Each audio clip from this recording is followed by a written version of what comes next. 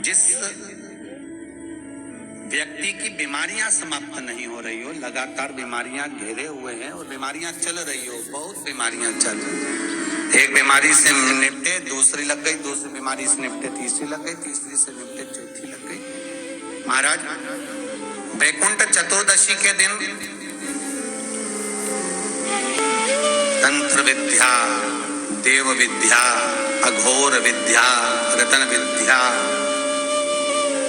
सारी विद्याओं का स्मरण वैकुंठ चतुर्दशी के दिन अच्छी अच्छी विद्या सब नारायण और शिव का स्मरण करती है। महाराज,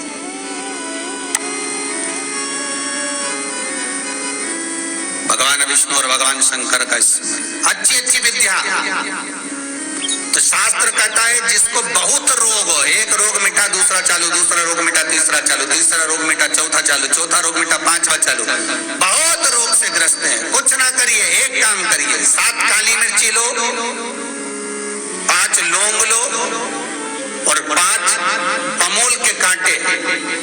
बमूल के वृक्ष के जो कांटे होते हैं, अगर बमूल के वृक्ष के कांटे ना मिले तो गुलाब के कांटे ले लो। कांटे लेकर उसको एक लाल पोटली में, एक लाल कपड़े में, छोटे से टुकड़े में उसको बांधकर, जो व्यक्ति बीमार है उसके ऊपर से हरि और हर का, भगवान शंकर का मूल मंत्र का स्मरण कर। अगर कोई मंत्र, गला पकड़ रहा है, अगर कोई मंत्र ना हो महाराज, तो श्री शिवाय नमस्तुभ्यम और ओम नमो भगवते वासुदेवाय, इसका स्मरण कर आप 21 बार उतार कर उसी व्यक्ति के सामने बाहर, घर के बाहर उस पोटली को जला दीजिए। उसकी धुआं उस जीव को लगने जो निरंतर बीमार पड़ रहा है, निरंतर।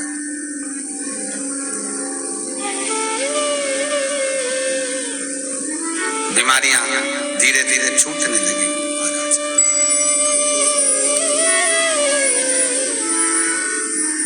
धीरे धीरे समाप्त। जिसको श्वास से जुड़ी हुई तरह प्रॉब्लम रहती है, दमे से जुड़ी हुई प्रॉब्लम रहती है, श्वास की बीमारी रहती है, या महाराज दिन रात खांसी चल रही हो, श्वास से जुड़ी हुई परेशानी चल रही हो, उसके लिए निवेदन है 7 लौंग पीपल के पत्ते पर रख लीजिए और घर के बाहर 5 दिए घी के लगा दीजिए। जिस व्यक्ति को श्वास ज्यादा चलती हो, खांसी ज्यादा चल रही हो, दमा भरा रहा हो, उसके लिए वैकुंठ चतुर्दशी का ये उपाय अवश्य करिए। 5 लौंग या 7 लौंग या 11 लौंग या 21 लौंग, जितनी आप निरंतर एक एक लौंग कर कर खाना, जितने दिन आप खा सकते हैं, पीपल के पत्ते पर रख दें। और वैकुंठ चतुर्दशी का जो मूल मंत्र है, उस मंत्र को आप लिख लीजिए। उस मंत्र का स्मरण करिएगा। ओम हीम, हा उस पे ई की मात्रा, अम की बिंदी, हीम। ओम हरिणाक्षाय, हरिणाक्षाय नमः शिवाय।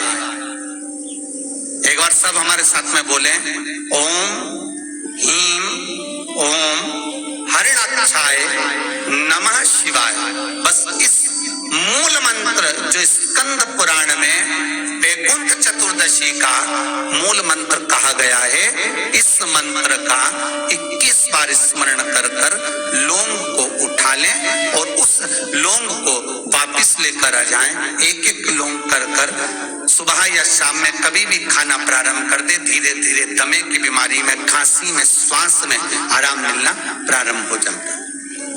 पर इस मंत्र को वैकुंठ चतुर्दशी के दिन रात्रि को जब आप 11 बजे से लेकर 12:30 के बीच में, जब पीपल के पत्ते के ऊपर जब आप लौंग रखें, पीपल के पत्ते के ऊपर जब आप लौंग रखें, उस समय पर इस मंत्र का 21 बार स्मरण होना जरूरी है।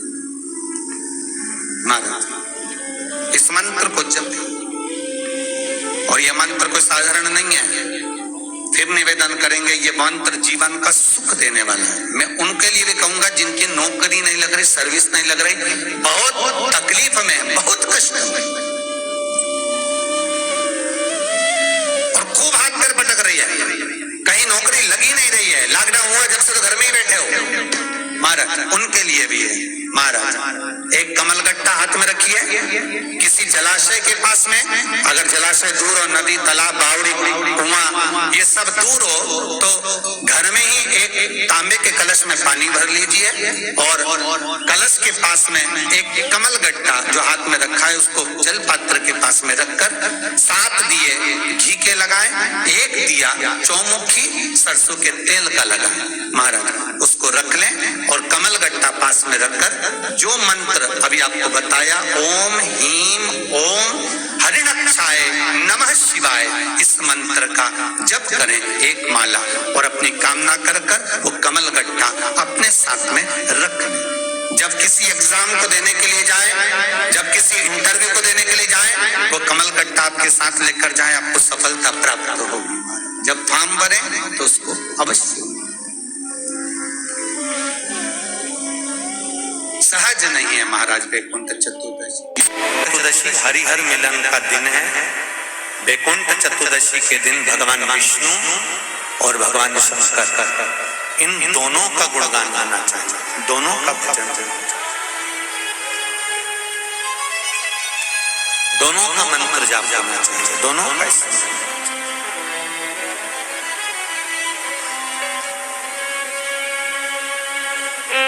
आप सबसे निवेदन है, कल हरिहर मिलन के दिन आपके घर में शिवलिंग होगा और लड्डू गोपाल होंगे। रात्रि के समय पर, शाम को नहीं, मध्य रात्रि, अगर नींद खुली रहे तो 11 बजे के बाद में, रात्रि को 11 के बाद अगर नींद खुली रहे, नींद नहीं खुली रहे तो फिर तुम रात को 8-9 बजे चढ़ा के भी सो जाओ, तो कोई बात नहीं हो, भगवान तो बोलेगा। शंकर भगवान पर पहले बेलपत्री चढ़ाना, लड्डू गोपाल के सामने तुलसी का दल चढ़ाना, अपने मन की कामना कर हरिहर मिलन कराना। थोड़ी देर तक या तो सवेरे के समय ही चढ़ा दो, दिन भर चढ़े रहने दो, रात्रि के समय पर जब फ्री हो जाओ तब घी का दिया लगाकर बेलपत्री उठाना, वो उठाकर भगवान शालिग्राम जी पर या लड्डू गोपाल पर या मेरे कृष्ण पर या नारायण पर या भगवान विष्णु पर, जो भी तुम्हारे मूर्ति हो लड्डू गोपाल की आदि की, उन पे चढ़ा देना और भगवान की तुलसी उठाकर अपनी कामना कर मेरे देवाधिदेव महादेव के शिवलिंग पर चढ़ा देना।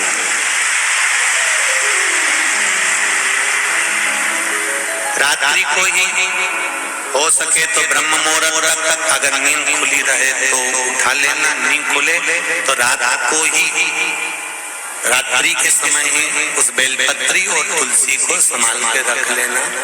वही बेलपत्री तुलसी विद्या के लिए, और जो बच्चा माइंड से तकलीफ में रहता है, जो बच्चा पलंग पर गंदगी करता हो या जिसका विवेक बुद्धि स्थिर नहीं रहती हो, उसके लिए ये बेलपत्री और तुलसा हमेशा कार्य आता है। कल वही वैकुंठ चतुर्दशी। शिवाय नमस्तुभ्यं। वीडियो को ज़्यादा से ज़्यादा लाइक करें जिससे जानकारी अन्य लोगों तक मिले। धन्यवाद।